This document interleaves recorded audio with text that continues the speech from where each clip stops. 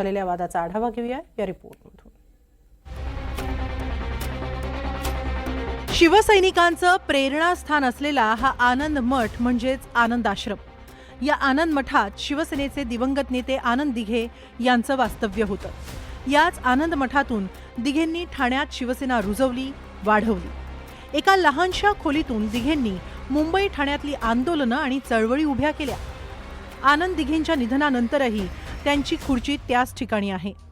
त्या खुर्चीसमोर शिवसैनिक नतमस्तक होतात। मात्र याच आनंदाश्रमात घडलेल्या या प्रकारामुळे संतापाची लाट उसळली आहे।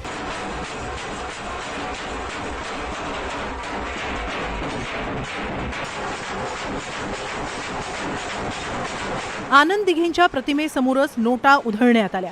हा सर्व प्रकार आनंद दिघे यांचे पुतणे केदार दिघे यांनी सोशल मीडियाच्या माध्यमातून सर्वांसमोर आणला।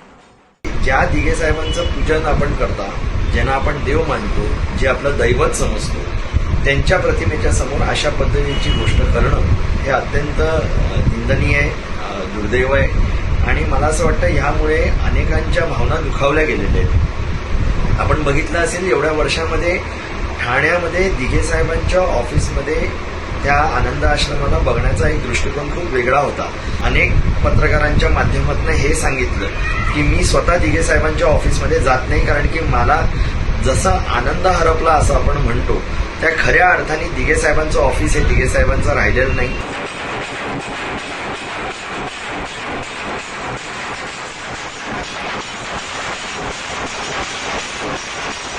या प्रकरणाचा व्हिडिओ सोशल मीडियावर व्हायरल होतोय।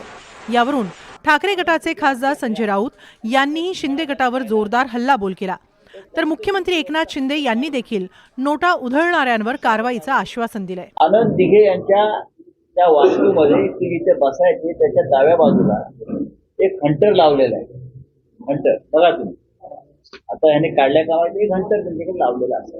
आनंद दिघे असते हयात आणि असा धिंगाणा ज्याने पाहिला असता तर त्याने तो भिंतीवरचा हंटर काढून अशा प्रकारे लुटीचा पैसा उधळणाऱ्यांना फोडून काढला। तुमचे गुरु असलेले दिघे साहेबांच्या मठामध्ये पैसे उधळण्याचा प्रकार आला, काय मी ते पाहिलं, त्याची चौकशी होईल। ज्यांनी असा प्रकार केलाय त्याला पक्षातून काढून टाकणार, त्याच्यावर कारवाई करणार।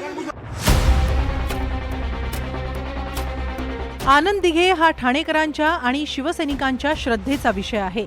मग शिवसैनिक शिंदेंचा असो किंवा ठाकरेंचा, आनंदाश्रमात घडलेल्या या प्रकारानंतर कट्टर शिवसैनिक संतापलाय। Bureau report, NDTV Marathi.